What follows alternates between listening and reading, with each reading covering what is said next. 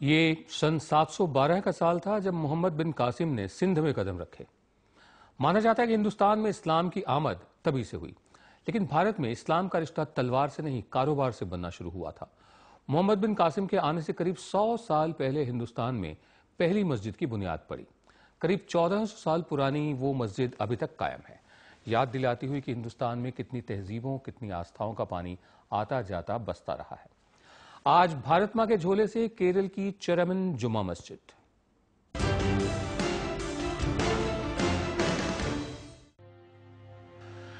केरल के त्रिशूर जिले के मिठाला शहर की यह मस्जिद कोई मामूली मस्जिद नहीं है। माना जाता है कि यह हिंदुस्तान की सबसे पुरानी मस्जिद है। इस चेरामन जुमा मस्जिद को 629 ईस्वी में बनाया गया, यानी हजरत मोहम्मद के गुजरने से 3 बरस पहले। सवाल है कि पूरा हिंदुस्तान छोड़कर सुदूर केरल के सुदूर इलाके में यह मस्जिद कैसे बनी।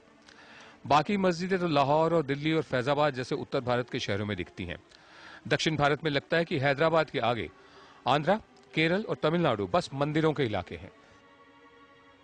इस सवाल का जवाब हमें इतिहास में उतरने से मिलता है। दरअसल अरबों और हिंदुस्तानियों के बीच कारोबार का रिश्ता सदियों पुराना रहा। अरब के कारोबारी इधर के मालाबार इलाके में आकर व्यापार करते थे, जो दक्षिण एशिया और दक्षिण पूर्व एशिया के बंदरगाहों को जोड़ने का काम करता था। इस्लाम के आने के बाद इसी रिश्ते ने पहली मस्जिद की बुनियाद रखी। कहा जाता है कि यह पुराना बौद्ध मंदिर था जिसे तोहफे में अरब के लोगों को दे दिया गया। कहानियां और भी हैं।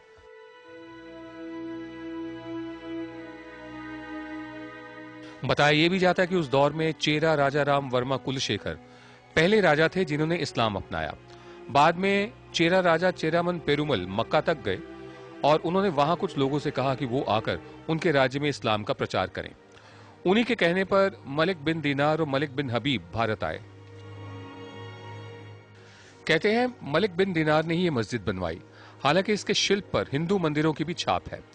सबसे खास बात यह है कि यहां हजारों साल से एक दिया है जिसमें कभी सभी धर्मों के लोग तेल डालते रहे, और केरल में ये इकलौती मस्जिद है जिसमें सभी मजहबों के लोग आ जा सकते हैं।